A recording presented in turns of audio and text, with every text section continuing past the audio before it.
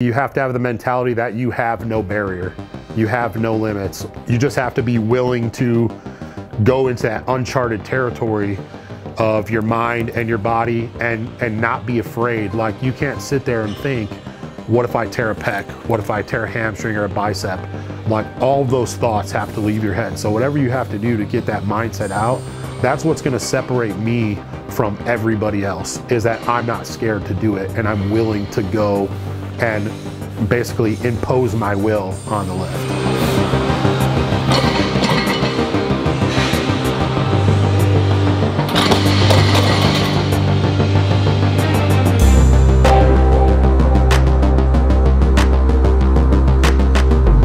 Man, I feel like powerlifting, that term, I guess, has evolved over time, you know, and like the way I see it now, I don't see it in like a negative light. It's like a, everybody can do it type of sport.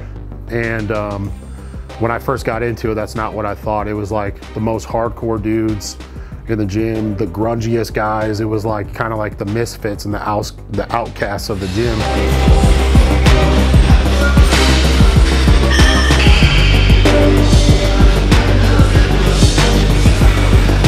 You know, they hog the squat racks for hours and the bench and all that stuff, but you know, they may not have looked the prettiest, but I mean, the appeal of their strength just seemed much more of an achievement to me, and like a more sense of pride. So yeah, powerlifting to me is just like a dirty, grungy sport.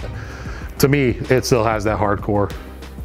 All right, guys, I'm Steve Johnson, here today at Destination Dallas, training with Eugene here. And the reason we're here today is I've been having some issues as far as mobility, and my body's kind of tweaked up right now. So we brought Eugene into the picture here, who's like the movement guru.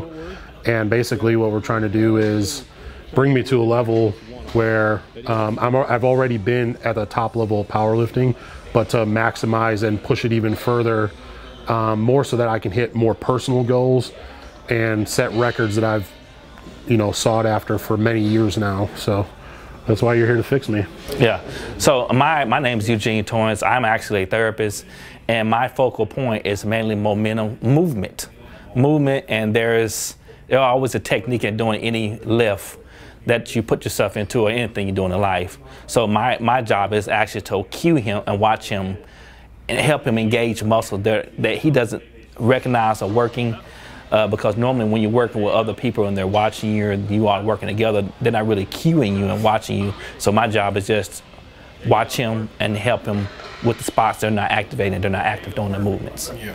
At his level, slightest error of movement, if his ankle's off just a little bit, it could mean, you know, hundreds of pounds. Because based on what he lifts, he's tight and he moves really fast. So it's important for him to keep his technique to be proper and in place, not well thought out, but more or less trained subconsciously available during the lift. Because it'd be bad for him to analyze the lift, doing through it, he get injured. He don't pull the lift. But we're training him cues on how to subconsciously be there doing the lift, so he doesn't really think about it, he just pulls away. Yeah, so basically just fine-tuning kind of what I've established already. Yeah. And you know, bringing Eugene into the picture, me, myself, we were talking about earlier, is basically I've never been coached by an actual like movement guy, or had someone really sit there and break down my movements. It's just, you know, everything I've learned from YouTube and watching other people and kind of piecing it together myself. And then my coach, Josh Bryant, basically, you know, love him to death, but he's, you know, we worked at a distance for a very long time, because before I moved to Texas, I lived in Chicago. So we were going from a distance, and, you know, it's nice to have somebody that's watching me do the movements and say, hey, you're doing it well, but we could do this just a little bit better, because I've never really had that before. I've just done the movement and tried to move the weight as fast as possible without thinking about all the little things that matter. Yeah, and my part of it, since I understand the mechanical, the functionality of the movement and the anatomy that goes into play with the movement happening. So when he does his deadlift, you know, you get a hamstrings engaged, your ankle placement is really important, your glutes, your back is important. Even the way you contract your scapula during the movement, you got to keep it loose. That way you don't tense the muscle up. So it's a lot of working parts that go into an actual lift, which becomes from a deadlift, a bench press, or a squat. There's technique involved. You have to involve everybody. If someone is off, it throws up the whole movement. And then, like I said, it could be hundreds of pounds. It could be a world record. Yeah. You know, so he's a seasoned professional already, but just I'm here to kind of compliment him and then help him get to his place. Okay, so what he's doing right now is getting a specialized bar that he feels comfortable with. That's deadlift approved bar. So what I am here for is just watch his technique, his mobility. He's doing the work. So what I'm looking for is ankle mobility. I'm looking at hips and how he drives through his hips, barring his glutes, and also too, I'm looking at basically his headstand. I'm looking at everything. I'm covering everything when it comes to his anatomy of doing his deadlifts. But yeah, we're looking for weaknesses to see where we can kind of add exercises to kind of take care of those issues, or range of motion, or muscles that they're not really firing.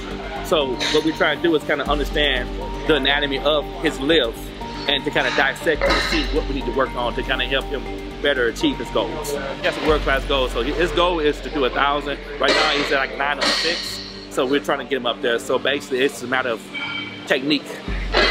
He's already got good technique, but it's kind of like perfecting his technique, but kind of working on spots where he can improve himself at.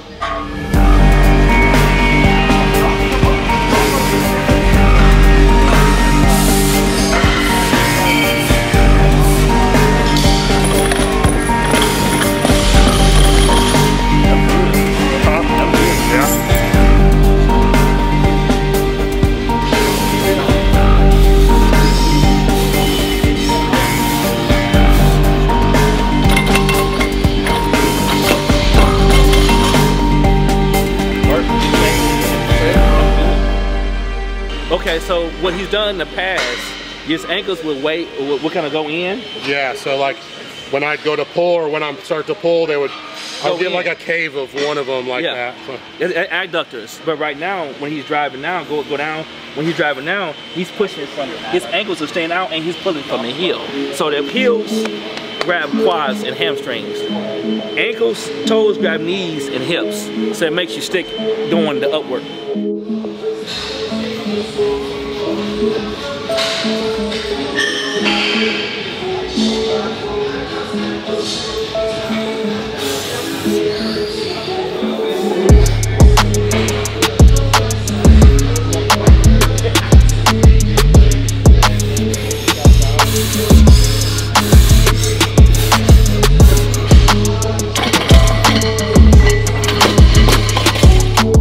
That was actually good. So they're still pretty tight. Yeah, they're not moving. They're not moving. Because normally as the weight gets heavier, like this, like I seen last time, they start to come out. But now you're sticking to the point, so you're losing your glutes and your hamstrings now. Yeah. Based on the movement that we did, that you did before, that pause, the pause come partially up and then come all the way up, come down. That's actually the difference in your core. So basically what he's saying is that I didn't really need coaching. I just needed to be told that my ankles are really weak and bitchy like, so. But that's coaching, isn't it? Yeah, I guess. We focused a lot more because when we first met, you noticed that my ankles cave in a little bit. So, you know, that brought to your attention weaknesses that I have. So we've been addressing that over the last few weeks, but I think today is the first time you see me lift in a couple weeks, I think. That's really good. Yeah, and I mean, it's good if he's, you know, somewhat impressed by it, because it's definitely hard to impress this guy, which is what you need being at this level anyways. You need somebody that's going to be hard on you and tell you, you know, hey, you suck right now, basically. It's going to make me work harder. And pretty much he recognized that, and I didn't overly focus on ankle mobility, but enough to where it basically changed up the whole training game today. And so as we go along too in the program, we will add certain protocols he needs to continue doing to kind of fine tune what he's already have already to get him to that next number, which is 1,000. So that's what we're shooting for. So So as the process goes along, we'll just include certain exercises or movements or stretchings or whatever going on with it to kind of help increase the activation of the muscle that we're working with. Already, you have to think about it. Just go through the movement. Your body already knows the cues already. Right. And what you're doing, you're training your body to get the cues automatically, subconsciously, without you doing. It's like tying your shoe up or feeding your face. You know how to feed your face or tie your shoe up, or even lift a dumbbell. You already know that already. You're just doing it. You're just going through the motions. I mean, that's basically like what happens, you know, for me. I've been doing it so long that, like, I mean, you see every time it's calculated. So I come and do my steps, get rooted in. Yeah. I take those 2 big breaths, and then I start doing my pumps, grip, sit back, boom, as fast as I can. But also too, it's subconscious too. You're thinking about the move. You're thinking not so much about the movement. You're thinking about what is your body's going to take to go through the movement to get it done. Yeah. I'm going, like, running through a checklist, like, really quickly. Yeah. You know, really, I mean, my mindset is not on everything else, like the pumps and all that shit. It's more of just like, all right, feet are set. All right, let's go. You know what I mean? That's how I feel right now. Yeah.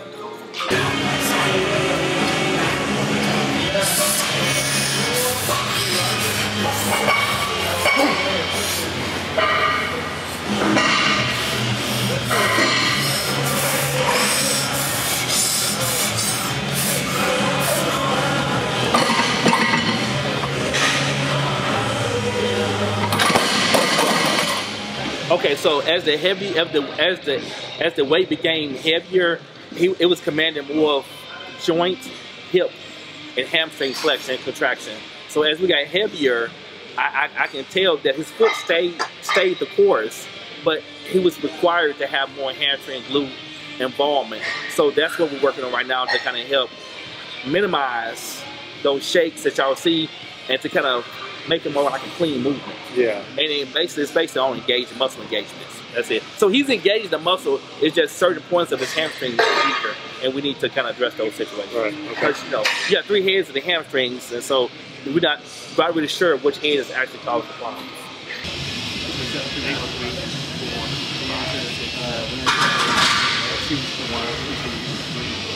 When you said use your legs, then I drove in a little bit more, because for one or so of the reps, when I got here, I did pull it with my back.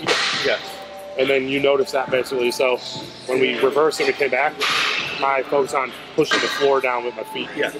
So that weight's not really, that's actually no, perfect that's weight. probably perfect, I think. Because that was, what, 4 reps, 3 reps? 4 reps, And like I said, the time and attention, so basically you have 15 seconds, 10 seconds down, and then 5 seconds up. But then the slower you down, because I know you started going a little fast, but you got to slow the pace down a little bit. Okay. Slow the pace down a little bit, but you got to actually let the muscle feel the tension, because the quicker you try to do 1,000 pounds, and you come up here, you try to lock it out. Guess what happens? This time and attention is going to help you prepare yourself for that bigger pull. 4, 6, 7, 8, 9, 10, 12, 13, right here, 14, 15, 16.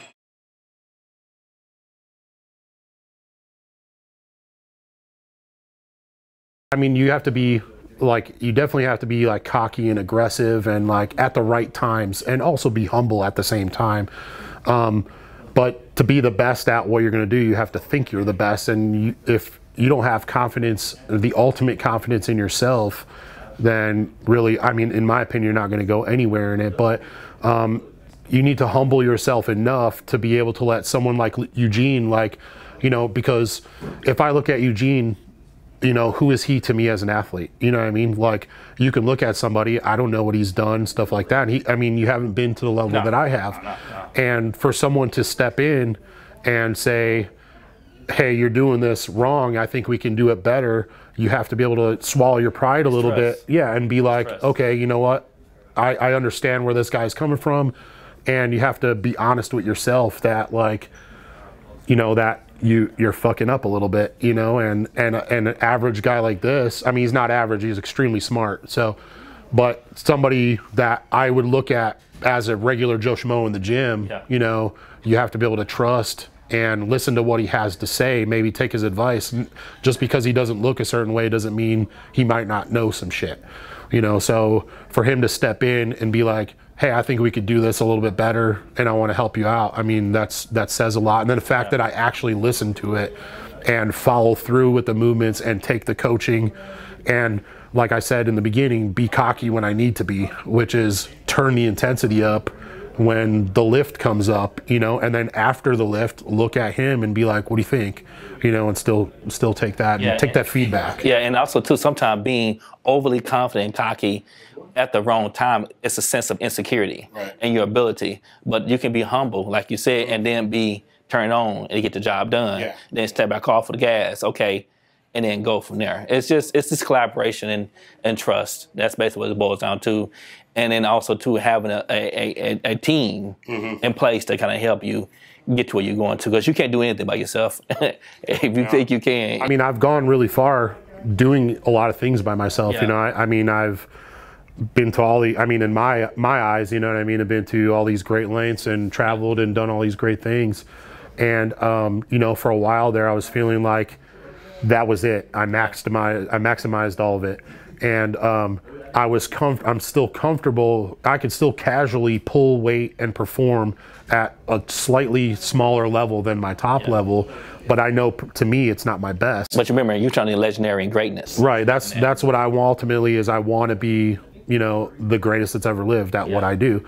You know, that's a big freaking goal, because there's a lot of guys above me still that are in those shoes, but I still have the capabilities, especially the mindset and the drive to even get to that point. And like bringing it back to Eugene, like having him step in and really just, it's basically like a race car, and you're fine tuning those little things to find that little extra horsepower to fucking push it to the next level, basically. Yeah, because remember, I'm not so much of a fan. I'm more or less, it's a job need to be done, and it's how we get the job done.